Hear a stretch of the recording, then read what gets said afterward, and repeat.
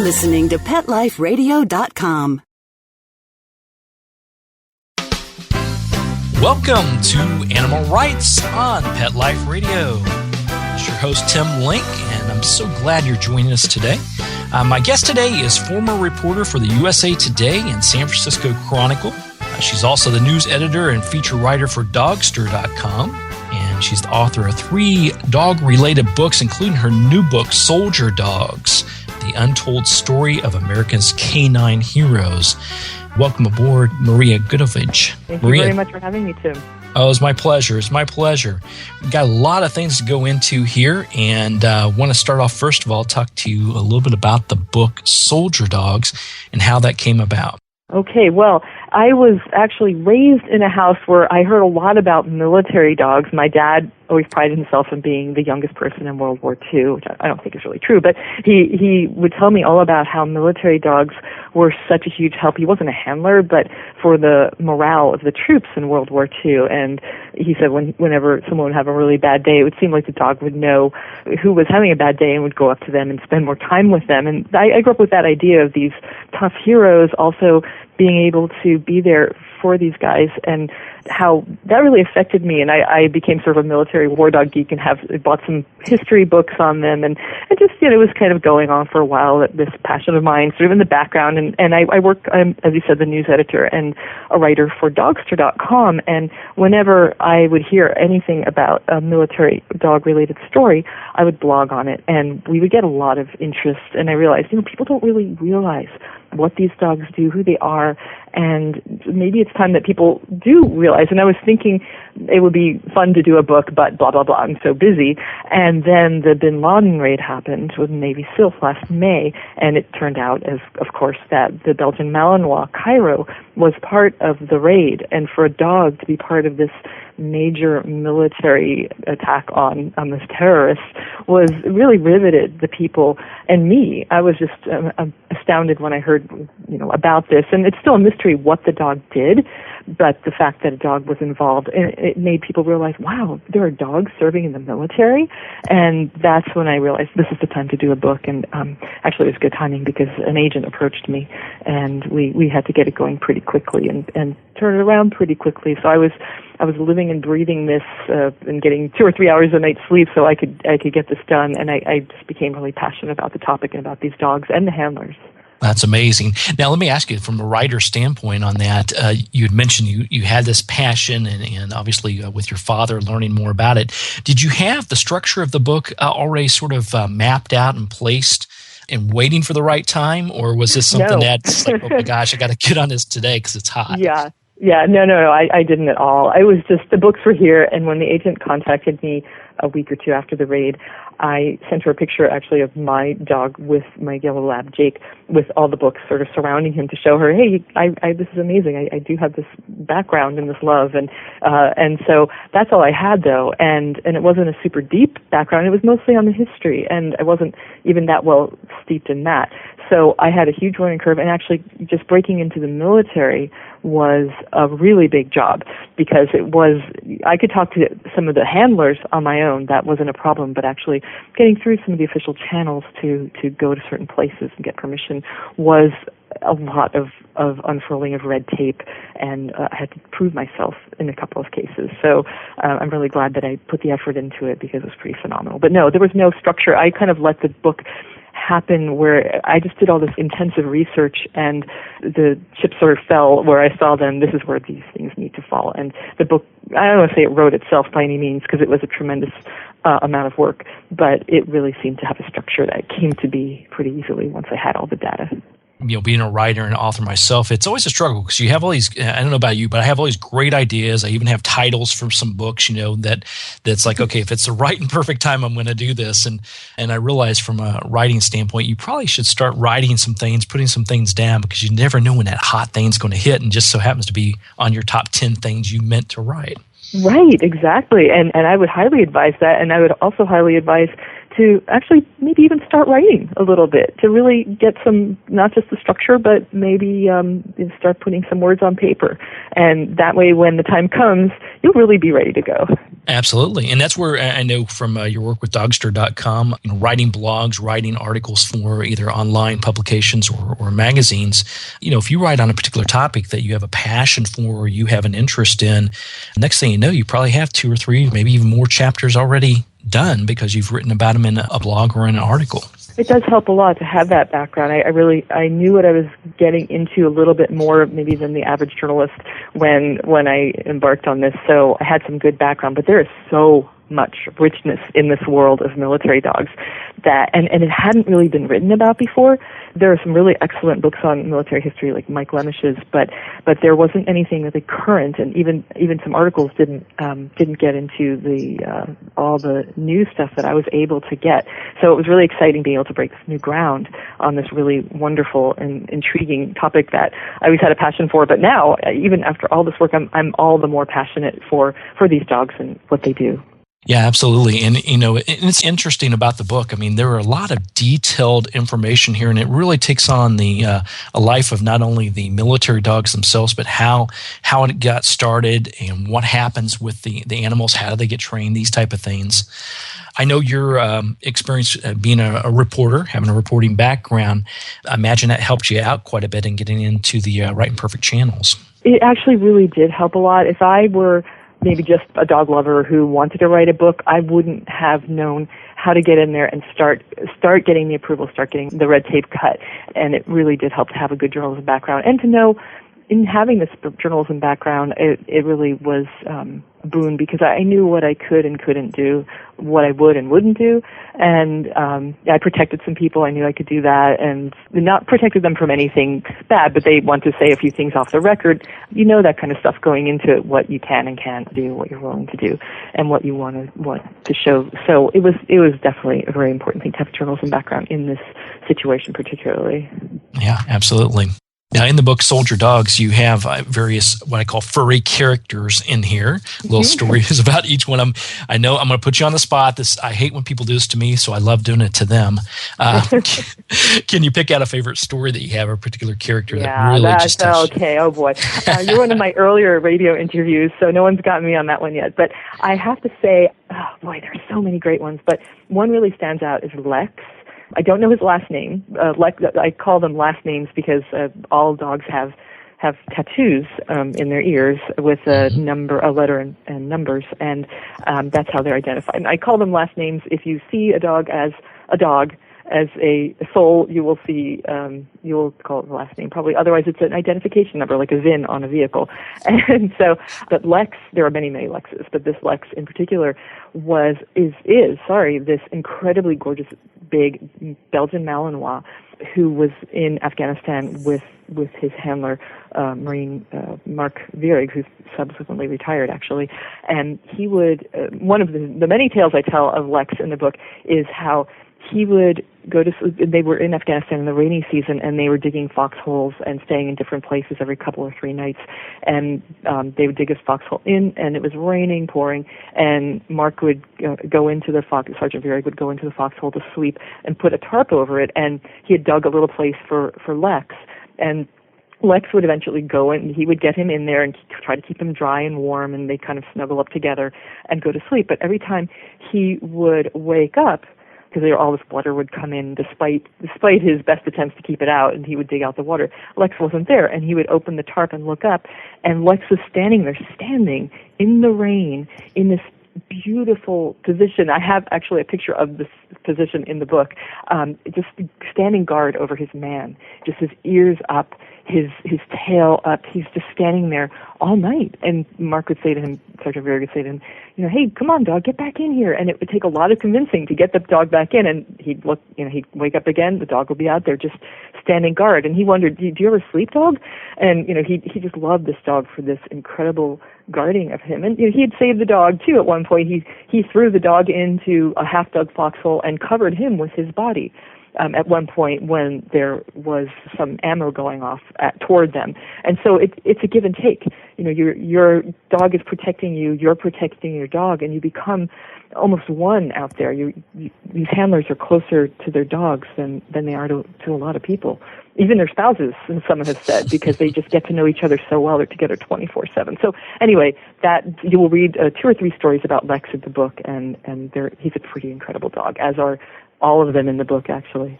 Yeah, there's fantastic characters there. And it is amazing because you're right.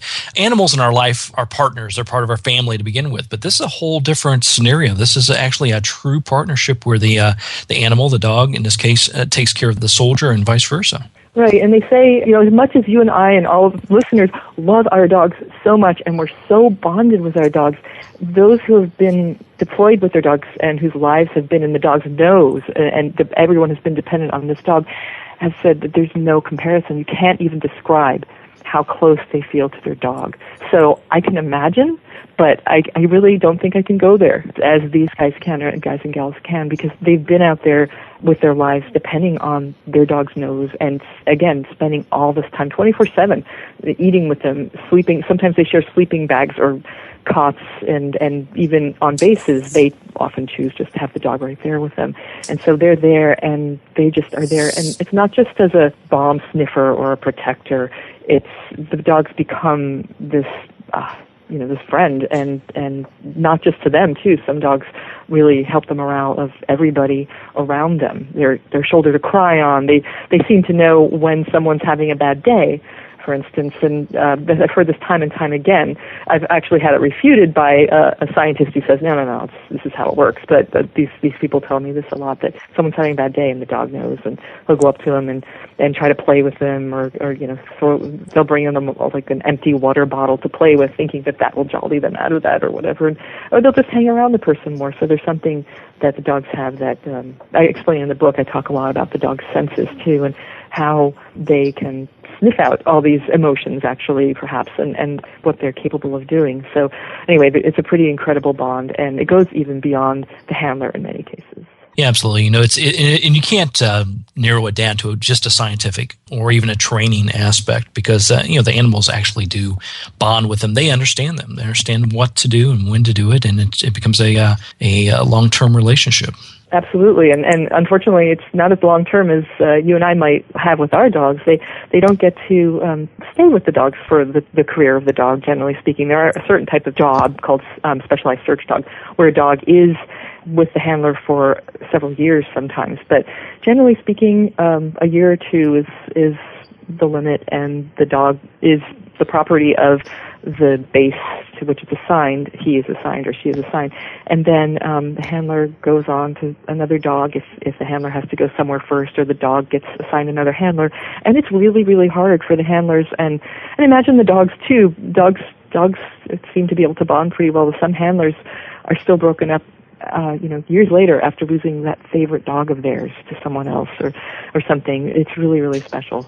Yeah, absolutely. And then to highlight on top of that, then what happens to the dog after that? Do they go on to a different handler, different soldier, or are they placed elsewhere? They can stay with the same one. It's just really logistically a nightmare to make that happen the way it is today.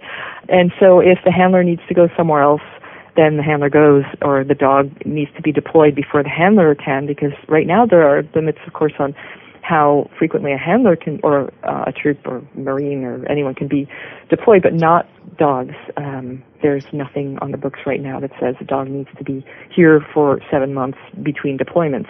Generally speaking, they really try not to have a dog deploy that much, because it's not going to be good for the dog or the people following the dog.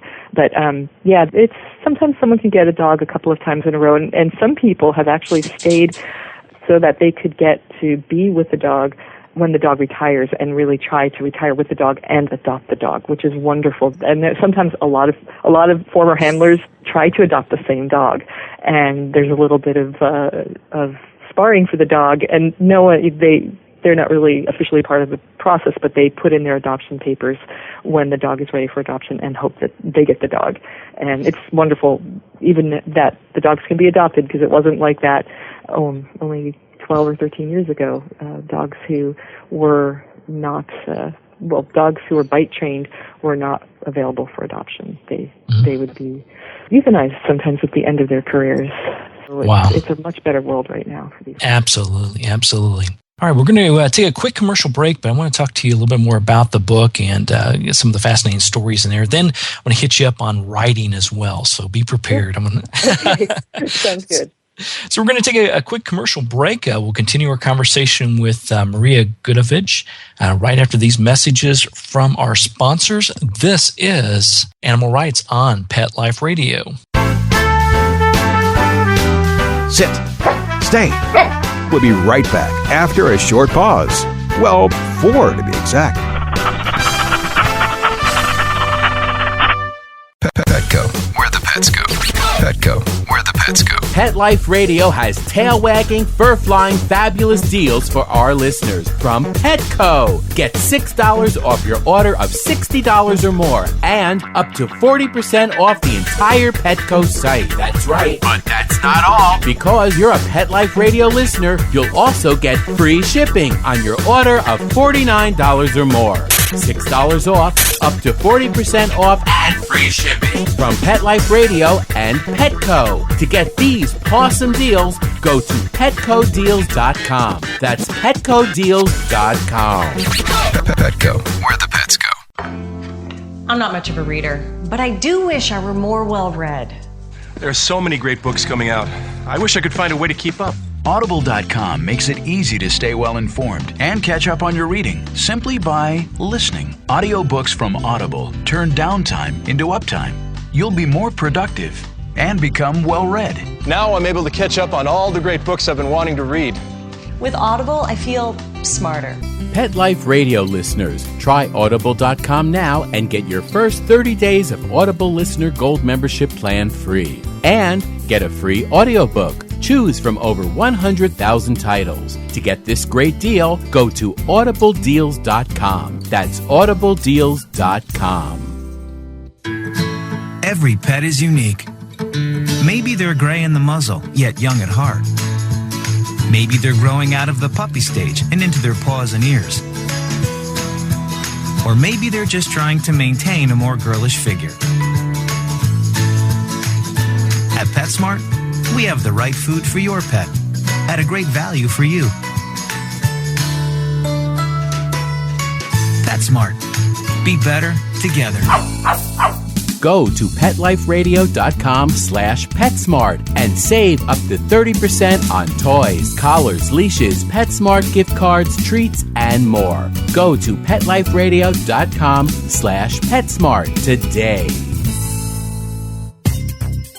Dyson. The new Dyson Animal Vacs are powerful bagless upright vacuums for homes with pets. Air muscle and radio root cyclone technology generates the strongest suction power to powerfully remove dust, dirt, and pet hair from the home or car. To order your Dyson Animal Vac, go to PetLifeRadio.com/Dyson. PetLifeRadio.com/Dyson to order your Dyson Animal Vac today. Dyson. Music to your ears. Hi, this is Marcy Davis and my service dog Whistle, and we're your hosts of Working Like Dogs on Pet Life Radio. Working Like Dogs is the show where you can learn everything you ever wanted to know about working animals or working dogs. Whether you're a member of a working dog team or you've just seen a working dog or animal out at the mall or the grocery store and you're curious about how these amazing animals work with their human partners, then Working Like Dogs is the show for you. Join us for the inside scoop at Working Like Dogs on PetLifeRadio.com. Let's talk pets. Let's talk pets On Pet Life Radio. Pet Life Radio. PetLifeRadio.com. Welcome back to Animal Rights on Pet Life Radio. We're with author Maria Goodavage, talking to her about her new book, Soldier Dogs, The Untold Story of America's Canine Heroes. Now, one of the stories in here, Maria, that I thought was fascinating, I had no idea. You know, I work with animals all the time, but I have really no idea this happened to canines. and talking a little bit about PTSD and canines. And you talked about a story about a dog named Buck who was suffering from canine PTSD. Tell us a little bit about that and how it impacts the canines just equally as it does the soldiers. Yeah, actually, it wasn't officially recognized by the Department of Defense until last January. January 2011, they had a blue ribbon panel meet and decided that, yes, this is indeed real, and we do need to be looking at the best treatment options and what to do for these dogs. And they have very similar symptoms. They call them signs in dogs, and they're as with people, so they may withdraw, they may have changes of behavior, they may just have a very different personality than they did before, more aggressive, more reclusive. The dog that I came across in the adoption kennels when I was at Lackland Air Force Base, which is where these dogs go to be adopted at the end of their careers, is, or some of them anyway, was a beautiful brown lab. He was curled up and in his kennel and just sort of staring out into nothing, while all the dogs around him, of all breeds, were barking and twirling and getting attention and just being just really outgoing, loud dogs. This dog was very different, and I stopped and I asked about him, and the guy taking me around the kennel said he probably heard one too many bombs when he was in Afghanistan. I never found out exactly what happened, and the people who ended up adopting him don't know what happened to him, but I did see some footage of him over there in Afghanistan, and he just looked scared of everything, and he may have been one of those dogs who just was too sensitive hearing-wise, and you know how dogs' hearing is so sensitive anyway, and it just was too much, and he withdrew. When the really sad story is when I'm in touch with his owners, who are the best ever. I mean, I'll go live with them. They're this wonderful couple in Texas, and he's a minister, a preacher, and they have an acre where he is fenced in. He can run around, but he still shows the signs of his PTSD, where he's scared of people in general. He's really scared. He loves his new folks, but anyone else comes over and he gets really withdrawn and scared. If he's right under one of them in a chair or under a chair or something, he's okay, but he's just really skittish, and they wouldn't have sent him overseas and deployed him if he had been that way before.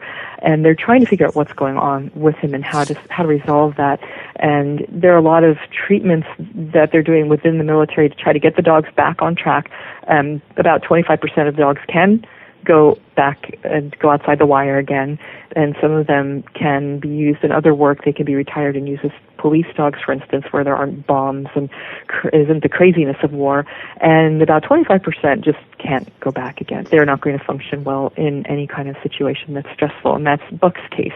And I'm really glad that they're finally addressing this, because it's obviously been happening for a while, and they've been keeping track of it for a while, but now they're really going to be intensively doing more research on how to help these dogs, whether or not they retire them or keep them in. And maybe they're going to be taking some lessons from what we've done for the people who have PTSD as well. So, and they like to differentiate by calling it canine PTSD. So it doesn't really, there are some differences, and they don't want to make anybody upset who has the human version of PTSD. So I'm really glad to see that they're finally recognizing it and perhaps doing something about it. And my hat goes off to Buck and his people, and I really hope that his world gets a little better soon. The sad story I was going to tell you just quickly was that they took him to Lackland Air Force Base for some medical work, a veterinary office, and everything was fine. He's walking in, and he saw two soldiers in uniform coming out, and he just stopped. He lay down. He wouldn't look up. He wouldn't move.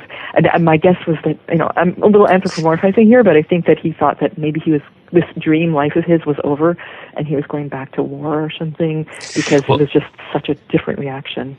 Wow, absolutely. Well, I absolutely believe that. We had adopted two purebred schnauzers, and we'd rescue them from a kill shelter a day before they were going to be euthanized. Well, we started peeling back the history of the animals. Best boys in the world. They're my whole heart and soul. Uh-huh. But the history behind it is this family every year would breed schnauzers, and they would sell them off and donate the money to the military, to the soldiers. A good thing that they were doing. I mean, very nice of them to do that, and they're a very military-driven family. The caveat behind that is after about 9 months, when the dog goes from being a puppy to being almost an adult, it gets harder and harder to sell them. So at that point, they look to adopt them. If they can't, then they just take them to the local county shelter, which is a terrible thing because the county shelters obviously can only keep them for X number of time before they have to euthanize them. And our dogs, even to this day, whenever they see someone in a military attire, even if it's on TV, because they can recognize what's going on TV, their attitude changes totally. They get a little bit more withdrawn. Exactly. And fascinating. It's just like this. Wow. Yeah, absolutely. So I firmly believe that they recognize more than we could ever imagine. And I think the ways we go about treating our soldiers with PTSD, we can learn a lot of that from that to help the and help we the still canines. have a lot to learn about the soldiers who have PTSD. So maybe some of the work can rub off on each other. Sure. Well, the book's fantastic, obviously. Tell us, after our wonderful listeners read the book, Soldier Dogs, tell us what would be the one thing that you would like them to walk away with after reading the book? I think it would be the fact that these dogs are not just equipment. Right now, the way that things are, they're considered equipment, not by the handlers and not by anyone who works with the dogs, but the DoD, kind of has it on the same plane as equipment. And right now there is and it just happened, so I wasn't able to get it into the book, but there is a bill before Congress and the Senate that will give these dogs much better rights in a way. I don't say it's not really rights, but they'll have a better life if this bill passes. It's called the Canine Members of the Armed Forces Act. And I really urge people to contact their legislators and support it. Again, it's the Canine Members of the Armed Forces Act, and military working dogs will no longer be considered equipment if this law passes.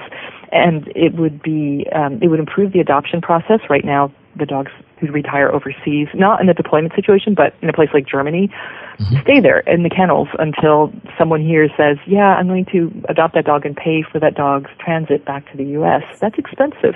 Now the dog will come back.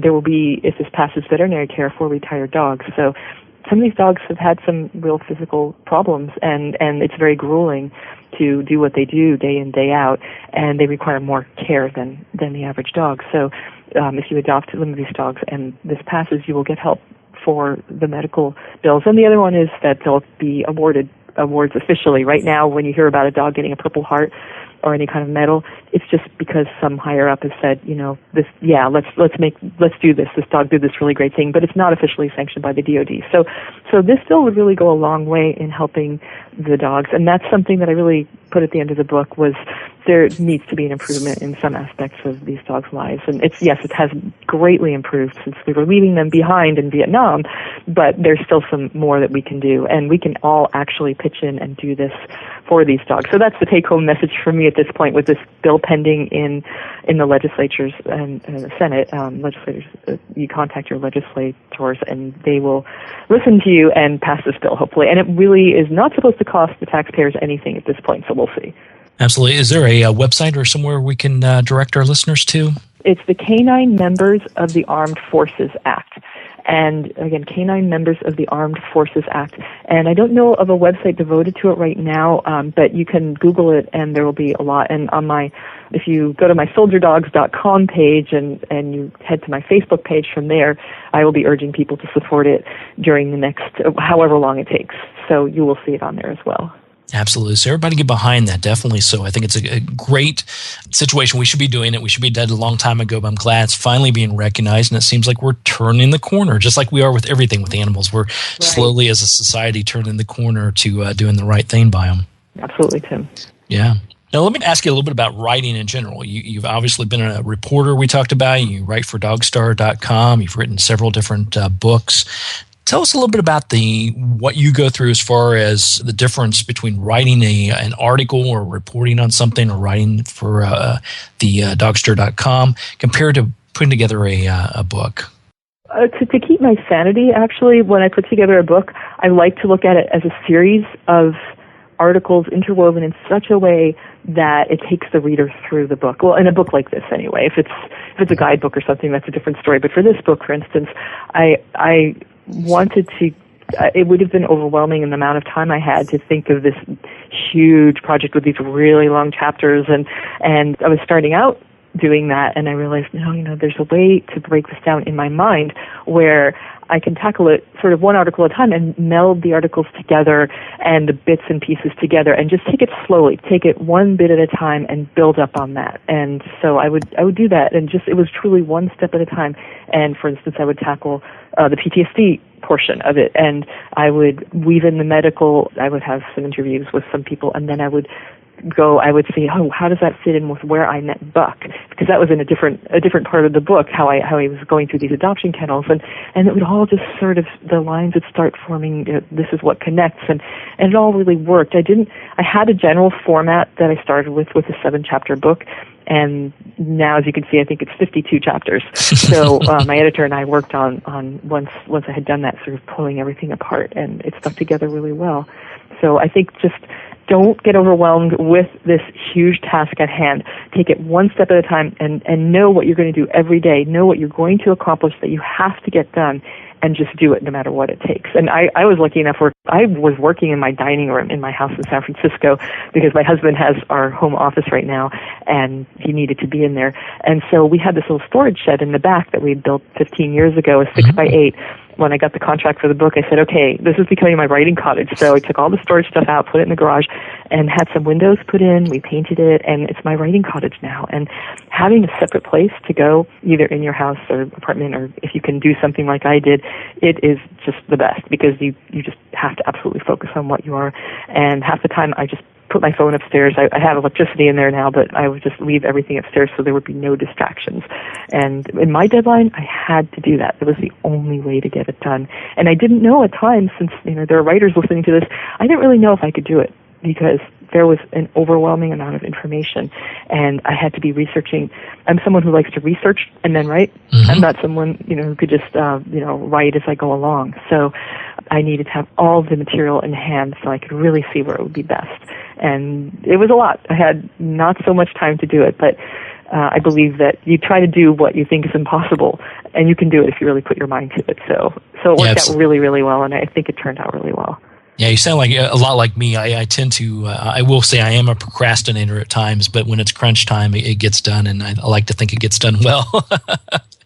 And I love the fact that you have a writing cottage. Guys have a man cave, you have a writing cottage. I think it's a great thing. Hello. Fantastic. So Maria, tell us where people can find out about Soldier Dogs, a little bit more about you and some of the other things that you're doing. Okay, yeah. They can go to soldierdogs.com, www.soldierdogs.com, and you'll find bonus photos that aren't in the book, and you can also find some videos and some resources that I really believe in there, and information about the book, of course. And if you want to come check out dogster.com, it's a fun place, and we're just launching into a brand new format with a beautiful magazine format, and it's going to be really beautiful. So that's dogster.com. I write for them every day, sometimes twice a day. And again, I'm the news editor there, so you can find out lots of good dog news and dog goodies at dogster.com. But yeah, come visit at soldierdogs.com. I have a little blog there on military dogs, and come like my Facebook page. It's connected there, and you'll see it there. It's Soldier Dogs Facebook page. Yeah, so definitely get a hold of a copy of this. Definitely keep track of what Maria is up to. We're excited about it. Congratulations on putting together such a fabulous book, and we look forward to hearing from you more down the road. Thank you so much, Tim. I really appreciate it.